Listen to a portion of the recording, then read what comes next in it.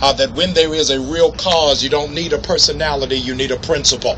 And so all around us are the sons and daughters of Martin Luther King Jr. who are espousing his dream. 25 years ago was the very first holiday for Martin Luther King Jr.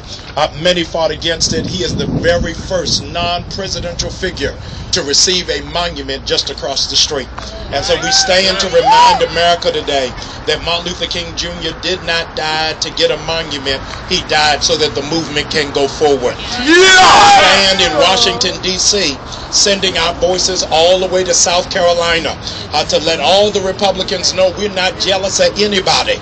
We just come with a great spirit of expectation of what is getting ready to happen.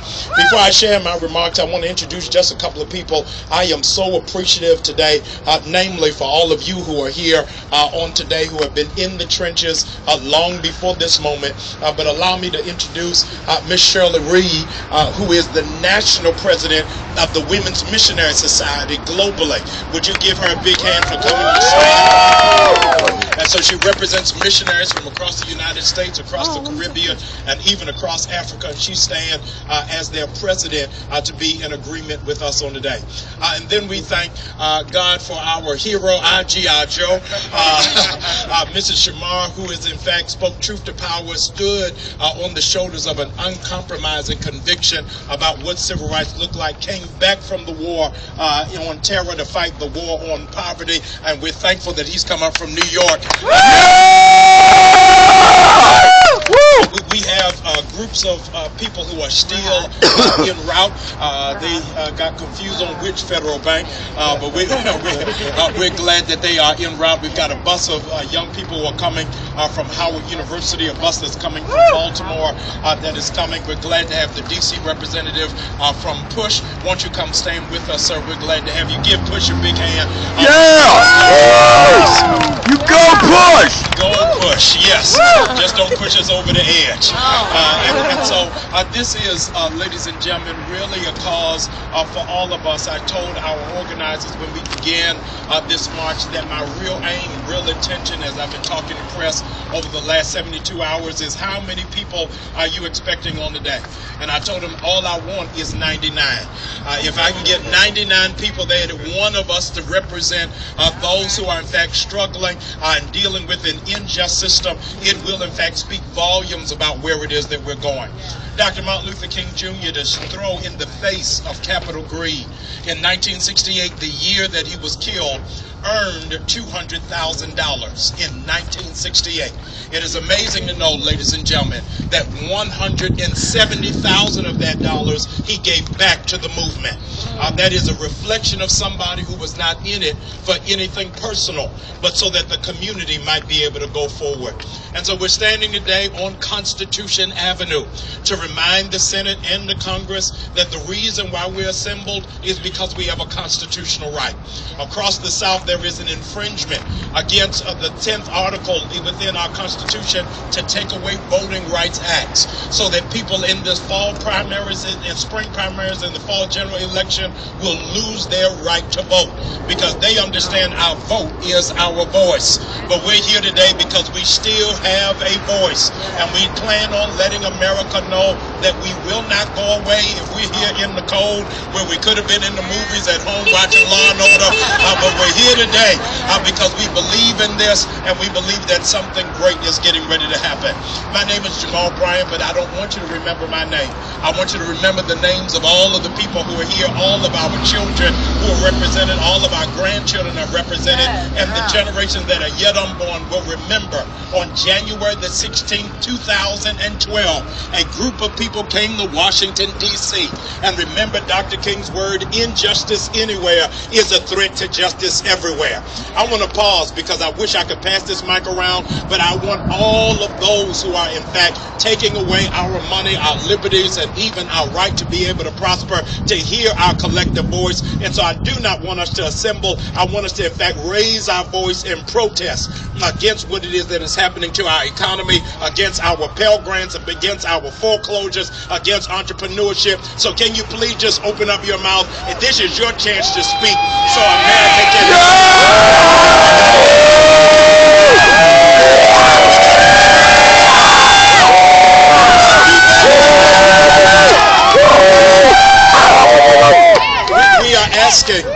three things to take place. The first thing that we're asking for, because so many people are asking, what is Occupy standing for? Why are they in those tents? Why are they outside? Why are they setting up shelters? The first thing that we're asking for today is, in fact, campaign reform. We do not want politicians to be puppets. We don't want them working for whoever is the biggest donor. We want to remind all of our elected officials that they are for the people and by the people. You should not win just because you had the biggest treasury. You should win because you have the biggest principles. And so we stand today for corporate reform. Those of you who stand in agreement, let's occupy your voices even now. Occupy!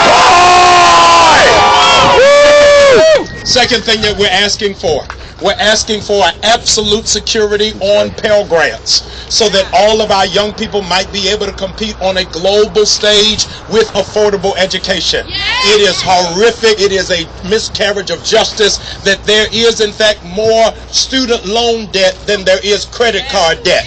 That there are more people trying to pay off their degrees than trying to pay off flat screen TVs. And so it is incredible injustice that these young people have trained themselves, educated themselves, cannot have the opportunity to learn, to prosper, and to go forward. We want every child in America not to be left behind, but to be able to compete in computers, in science, in math, in reading, and on a global stage. So we're not just here for ourselves, but we're here for our children. Yeah! Stand for our children. Would you make some noise for that, please? Yeah! Third thing that we're asking for is an immediate moratorium on all foreclosures. An immediate moratorium on all foreclosures. Right now, ladies and gentlemen, there are 18 million vacant houses in America. 18 million vacant houses in America that 36 months ago were occupied. That is absolutely inhumane and insane. Furthermore, in the next quarter, this first quarter of the year, between now and April, 4 million hard-working Americans are going to lose their homes. Not Mr. Gingrich, not Mr. Romney because they're lazy, not because they're unmotivated, but because they have been robbed by an unjust system. And so we're calling for Senate to do a full exploratory committee on how predatory lending was able to go that far without ever being checked. How is it that the American government bailed out banks but would not bail out the people who hold the accounts at the banks? We in fact ask that there will in fact be no foreclosures until there is a clear understanding how these balloon mortgages were in fact enacted, how these people got caught in predatory lending, how they in fact gave homes to people who they knew did not qualify and then set them out on the street as if they were ravaged animals. Today we stand outside of the Federal Reserve Bank. Why? Because it was this institution that gave the money to AIG. This institution gave the money to the Ford Motor Corporation. This institution gave the money to Bank of America. And so we stand for the nameless and faceless people across America who got put out of their homes, put out of their shelter, as if this is not the land of the free and the home of the brave. So Dr. King asked the question, how long until everybody can keep their house? Yeah! You believe that? Would you raise your voice even now? Yeah! We ask for it is the corporate greed that is taking place in Wall Street. We're asking for $100 billion. For the reporters who are here, that's with a B, not an M. $100 billion for three things to begin to happen. One, for job training. There are a lot of our people who in fact need jobs but have not been trained appropriately for the job market. Just this weekend, we had a job fair at our church with some almost 2,000 people came through the door. And while we were trying to pull together this job fair, it was amazing how many people who would not, in fact, set up a booth to, in fact, employ because they said the people in Maryland were not qualified or trained. That is, in fact, a flat-out lie. The second thing that we want to ask for, that $100 billion will be seed capital for entrepreneurship. The next wave of wealth that will hit this country, within the next 7 years, there will be 100,000 new millionaires. 100,000 new millionaires in the next 7 years. And most of them, ladies and gentlemen, will be entrepreneurs who, in fact, fueled their own idea. We are believing by faith that we have now come to the fourth wave of wealth in America. The first wave of wealth to hit America was, in fact, land and agriculture. You were wealthy in this country based off of how much land you own. hence plantations and slavery. The second wave of wealth that happened in America was in fact the factory or the industrial age, which was the westward migration, whereby Detroit began to flourish, Ohio began to flourish, Kentucky began to flourish, Chicago began to flourish. The third wave of wealth that hit America was in fact the technological boom that happened in Orange County and Simi Valley. But now the fourth wave of wealth that will hit this country is entrepreneurship. Dr. King knew something about dreams, and there's so many Americans who have an enterprising dream, an ideal, and principle on the inside of them, and the only thing that's blocking them is in fact finance. We want those dreams to be financed so that the genius and the intelligence that rest in American citizens might be able to flourish and might be able to prosper. Fourthly, we ask, let me pause, let's shout for entrepreneurship. Yeah! Yeah! Fourthly, we're asking that the Congress and Senate will let Americans go back to work.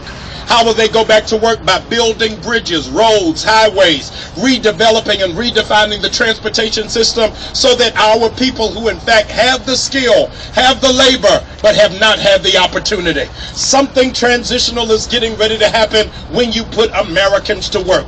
America is not a lazy country, and as a consequence, we don't have lazy people. All we want is an opportunity to be able to do so. It's amazing that we were able to converge 3 months ago with somebody just doing something as simple as posting on Facebook. Nobody would believe that now, months later, in January, we would still be standing, because America is knocking on the door asking for an opportunity. I, in fact, will in fact ask the conscience of those who represent us in the Senate and the Congress to stop going on golfing, boating trips and come back to the people where it is that the real work ought to be done. Those of you that really believe in it, would you make noise for the I want to ask Shamar to come give us reflections and remarks, and then we're getting ready to do what it is that we do, which is Occupy. All right? Shamar, give him a big hand for coming up from New York. I believe! How you guys doing? This is a tough act to follow right now. But I'll be brief. I just want people to understand that, you know, we're coming here for Dr. Martin Luther King, and what, you know, what I get from Dr. Martin Luther King is that he was a man of the church who actually went out and organized and got people together for, you know, civil rights. And I feel like a lot of people are waiting for a savior. I feel like a lot of people are waiting for something to come out of the sky and take them out of this oppression. I feel like a lot of people don't even know that they're not free. And I feel like today is a day that we all need to realize that we have to understand, and that we have to push this understanding to everybody who doesn't understand, and that this is the only way to attain freedom is coming together and getting this large energy. I know y'all can feel the spiritual energy in this crowd. This is what it's going to take on a larger scale. So I challenge all of you to, you know, use that Dr. Martin Luther King in you to organize and come out and forget about the code. I'm not even cold right now, so you know what I mean? But I want y'all all to Occupy Wall Street. I love you all. Everybody's in solidarity. All the people who came from occupiers all across the United States, I see you guys out there. I love you, the black churches, and just remember while we're here, remember what this day is about. You're going to hear a lot of great speeches, but when you go home, remember that freedom is not free. I love you. Peace.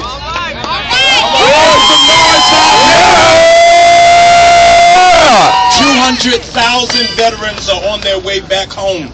And 200,000 then veterans are facing a crisis in housing, in health care, and in fact are dealing with joblessness. And so we stand today in unity with our veterans. Let's give them a big hand for fighting for democracy. There is no real revolution in the history of the world that is not in fact spawned by young people. You have to have young people on the front line. And so I'm appreciative for our young people who are here. Can you give them a big hand for all of our young people? Come on, y'all can do better than that. I want to ask Mr. Faraji, who is one of our youth coordinators, who's been working tirelessly with our college campuses to come and share a word on behalf of all of our young people. Let me see if I've got any young people under 17. Would you come stand with me? Come on, all of my young people under 17. Push them up, push them up. Come on, clap for these. Come on, we can do better than that.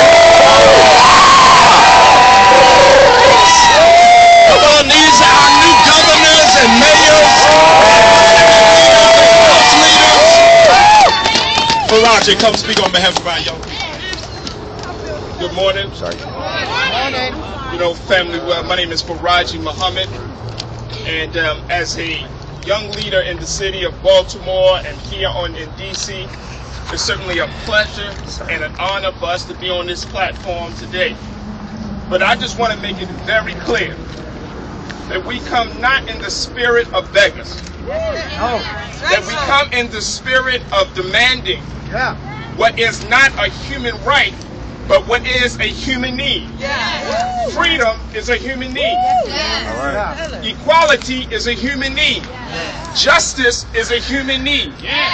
So we come in this spirit, and the young people of this coalition and all across the country should be given the opportunity to be able to do what they need to do in order to become the very future of this country. How can we talk about having a future if you're not investing in the future?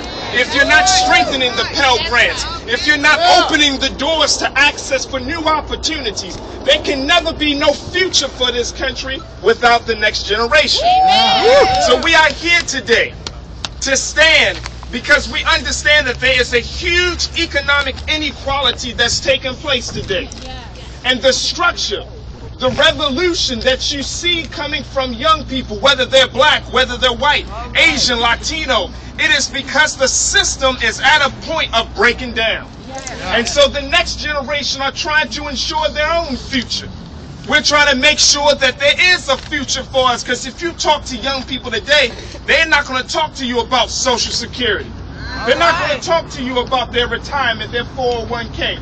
They're not even seeing down that far. But today, we have to change the vision of young people. And we're not coming here today to just ask something from the government or from Wall Street or from any other benevolent person in office, but we're coming also to bear the responsibility. We have a great responsibility, young people, that as we stand here today, that we take our time in college seriously, that we take our time in the workforce seriously, because as we have been seeing, that we are at a war with principles and ideas and thoughts, and there is a new consciousness that's emerging in America. We don't need to know. If you don't know that there is a new consciousness, then that just goes to show you that you are asleep right now. But the new consciousness first starts with young people. So you hear it in the culture, in the music. You see it in the way that young people are dressing and how we're talking to one another. But this is not something you need to be afraid of. This is something to show us that there is a new change in the world today. And it's starting in America. We're seeing it overseas. We see it in the Middle East. We're seeing it in Africa. It's coming right home to America. So we got a responsibility today. And we are going to take the responsibility, move forward on this responsibility. And as we demand, we are going to act on the great responsibility that we have. We are going to occupy. But at the same time, we are not going to just occupy the dream. We are going to bring the dream into fruition and into a new reality. Come on, we can do better than that. Lift up your voice. Today.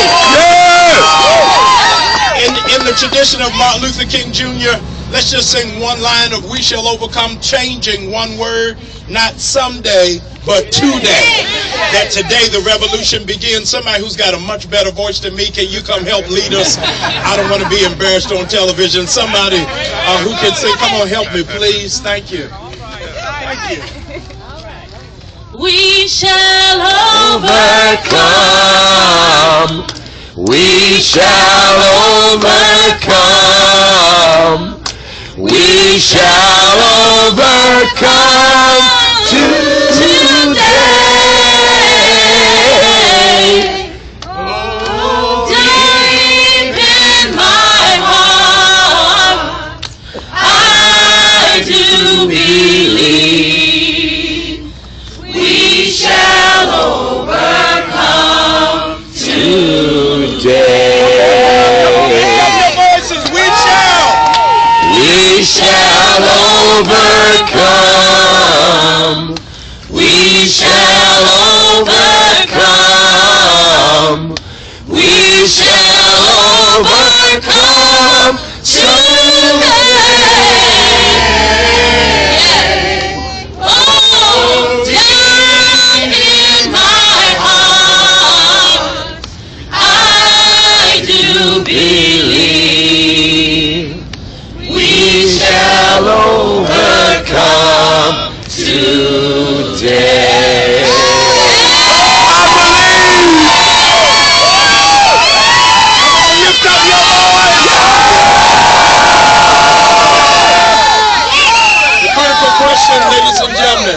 Critical question is that this is not an event, that this is the part of a movement. And so you are at the beginning of something incredible that is getting ready to catch hold like wildfire across the United States of America.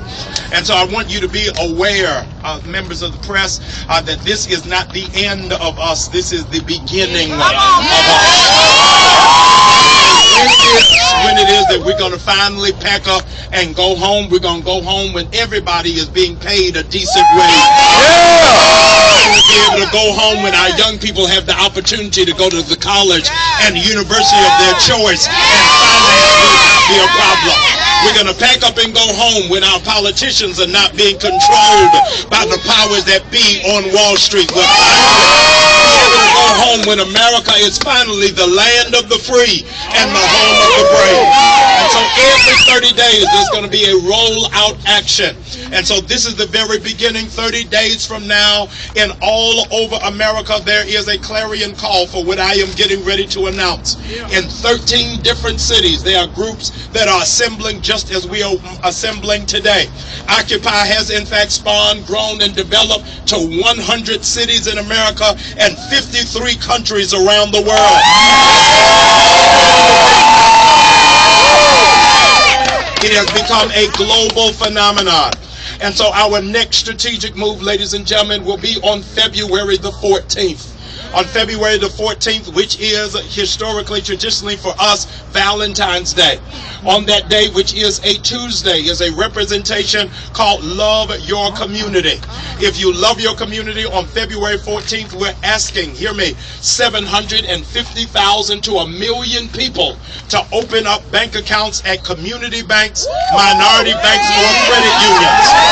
We are going, hear me, very clearly, we are going to shift upwards of $20 to $30 million in one day. Somebody make some noise for that. $20 to $30 million will be shifted in one day. We understand that the language of Wall Street is in fact commerce and money, and they will not in fact begin to comply and acquiesce until there's money on the table. There are 5 lead banks in America. 5 lead banks in America. Number 1, Bank of America. Number 2, yeah, boo for them. Number 2 is Wells Fargo. Number 3 is Capital One. Number 4 is Chase. 5 is Deutsche. Those 5 banks, ladies and gentlemen, are going to get a demand from Occupy. They're going to get a demand from Occupy on February the 15th. Which is the day after we shift $20 million, saying that if they do not change their banking processes, we are going to begin divesting money in wholesale out of those banks until we bring the banking system of America down to its knees.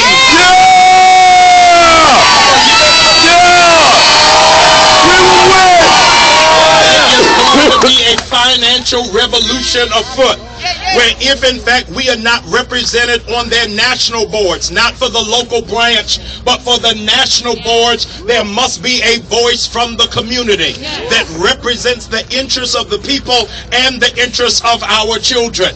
If they do not acquiesce to what it is that we demand, they will in fact see a wave across the country of divestments. The first wave, ladies and gentlemen, will be professional organizations. The doctors, lawyers, and accountants will begin moving their money out of those banks.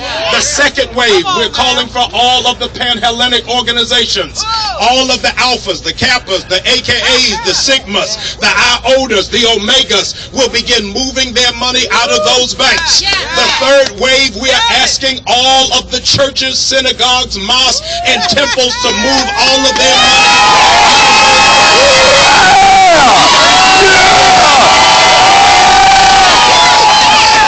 We are in a system and a culture that money recognizes money. America does not understand, as Brother Faraji said, we do not come as beggars, we come as hard-working taxpayers. And as a consequence, the banks work for us. And so America is getting ready to see, please hear me clearly, America is getting ready to see a financial revolution like it has never seen before. We are in fact going to understand that the bank gained their capital, gained their interest on the backs of hard-working people such as who are here today. If you know the bank has your money and it's your money, come on and make some noise, people.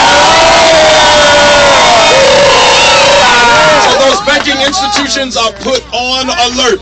Please know that on February the 14th, the revolution begins in high demand, and every 30 days we're going to raise the ante up to a whole nother level so that by the time the Democrats and the Republicans get to their national convention, nobody will be able to get to the mic without addressing the Occupy agenda.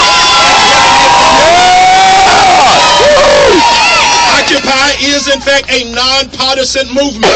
It is not Republican or Democrat.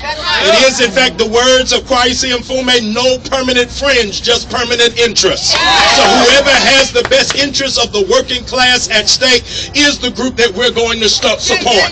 We're going to be able to put forth a clear agenda to whoever are the two representatives, one from the Republican, one from the Democrats, to ask them very clearly, do you stand for what Occupy stands for? If in fact you stand and support what Occupy stands for and support, we will support you. If you do not, here it is, we will go to the other candidate. If they do not, the other candidate doesn't, Occupy is going to have to form its own party. And so one of the things that we're going to be asking every person who is running for U.S. Senate, every person who's running for U.S. Congress, and every person who dares put their name on the ballot to be the president of all the people of the United States. Do you believe in capital campaign reform? Do you believe in the reform of banking in America?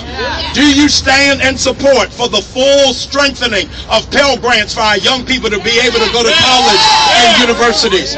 Do you stand with us to call for the immediate freezing of the moratorium of foreclosures in this country so that people will be able to keep their homes? Do you believe that Wall Street should in fact give us $100 billion for job creation, wealth creation, and entrepreneurship?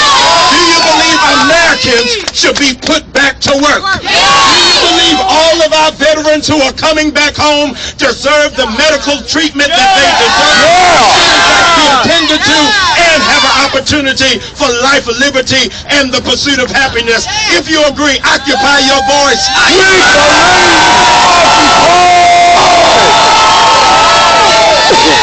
In the civil rights tradition, of Martin Luther King Jr.'s shoulders we stand on today. Sir Walter Raleigh said, you can see further when you stand on the shoulders of giants. And we stand on the shoulder of the giant, Dr. Martin Luther King Jr. They killed the dreamer, but did not kill the dream. Whenever you try to kill a king, a kingdom will always emerge. And so this is the first generation post-civil rights that did not march with Dr. King, did not go across the Edmund Pettus Bridge, didn't know anything about fire hoses or Bull Connor, but we do know about injustice. And so from that corner all the way to this corner, we're going to march all day long in front of the Federal Reserve Bank so that America will realize, so that these gods will realize that we are not intimidated, we are not afraid, because they work for us. We have signs over in that. Where are we, Lisa? Yes, we have signs. Those of you who want signs, all of you, if you here, you should want a sign. Amen. Please, we got to recycle these trees we killed. So please, make sure that you get a sign. And we're going to begin marching around and ask my dear sister, I'm drafting you even now to lead us in some songs as it is that we march. I'm going to ask that our young people will lead our march with Brother Faraji. Where are you, Brother Faraji? Where are you? Yes. All of our young people will lead the line. We're going to go to the corner and then come all the way full back around, marching, lifting our voices. The only thing I'm asking you to do, hear me, ladies and gentlemen, is to make sure that there's never a moment you are in silence. We are, in fact, here standing on nonviolent principles of Dr. Martin Luther King Jr. We're doing everything in decency and in order. Amen. We don't want to give the enemy, the adversary, any room to try to discredit our movement and the revolution of what it is that we are doing. And so I'm going to ask that we begin lining up 2 by 2 behind our young people. That's how they went into the ark just before the flood came. Amen. So they went in 2 by 2, knowing that the flood was coming, but knowing when they got out of the ark that they were coming out to a better world, to a better place, and into a better position.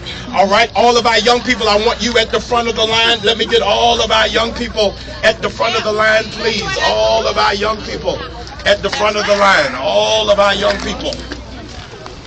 Where's Marcus? Marcus, where you at? Marcus, where are you? Come on, Marcus, get up here with the left. All right, 2 by 2 for Roger. You're in the front of the line. Thank you. Let's line up 2 by 2, please, in unity.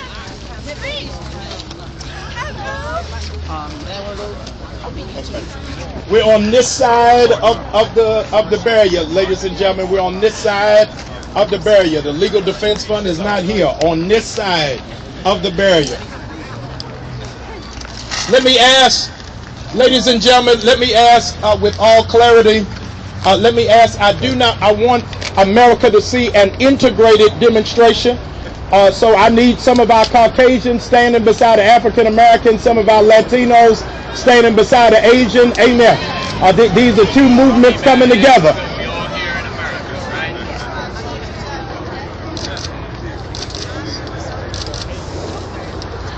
All right.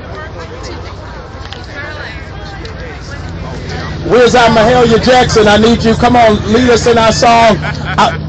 This mic won't work. You just gonna have to lift it so everybody can follow in. Thank you.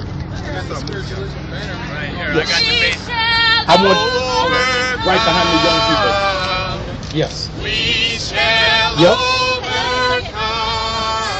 Faraji, come on, let's go.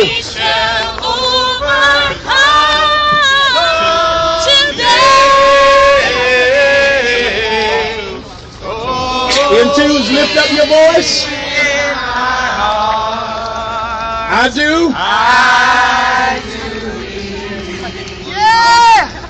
We shall overcome today. Come on, lift it up loud in the back of the line. You're not carrying your weight. Lift up your voice, back of the line. We shall overcome. Back of the line, I can't hear you. The last shall be first. And the first shall be last.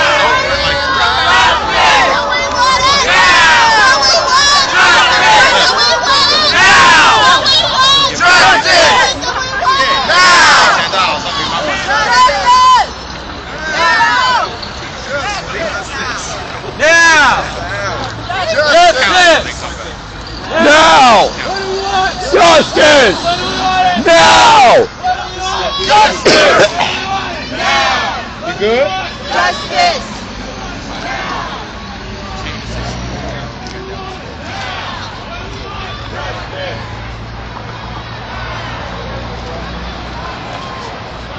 We fight to live and not to die.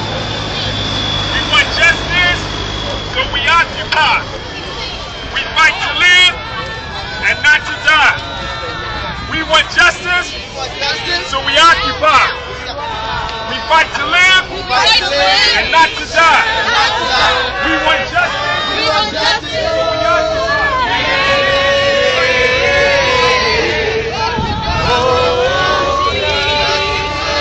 Keep your heads up so they don't get me from behind for being up here.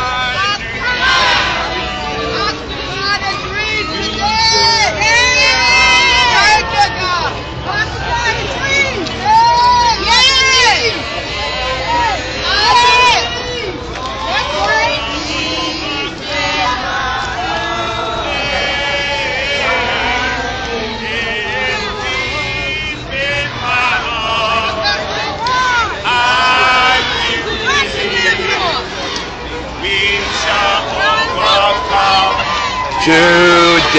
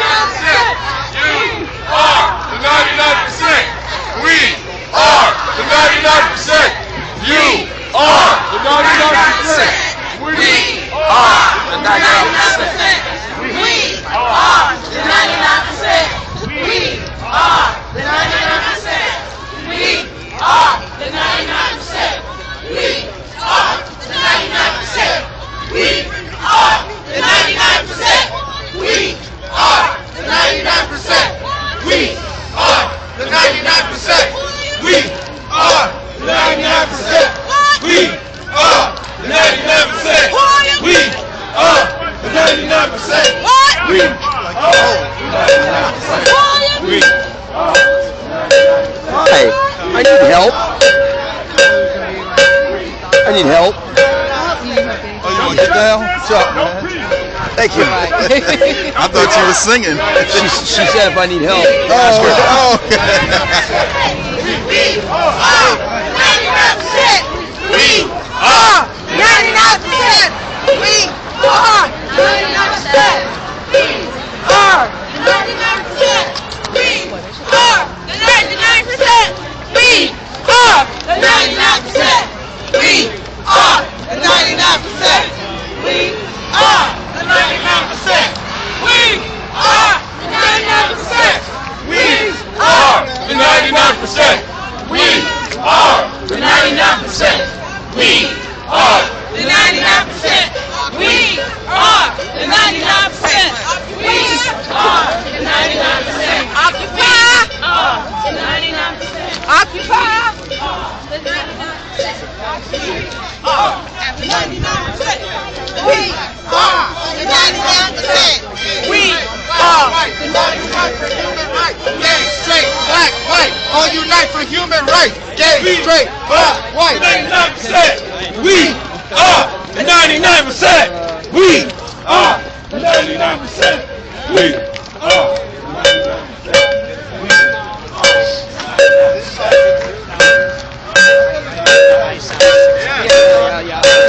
Is this supposed to be like an actual march somewhere, or are they just doing this all day? They're going to do this for a while. Because we're at the, yeah, dude.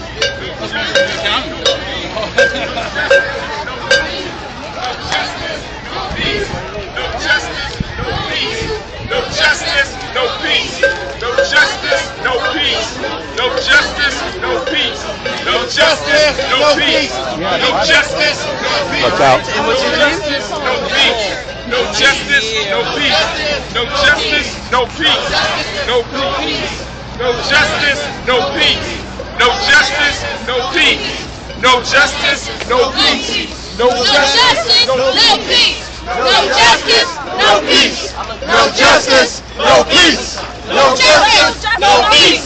No peace. No justice, no peace. No justice, no peace. No justice, no peace. No justice, no peace. No justice, no peace. No justice, no peace. No justice, no peace. No justice, no peace. No justice, no peace. Occupy justice, no peace. No justice, no peace. No justice, no peace. No justice, no peace. No justice, no peace. No justice, no peace.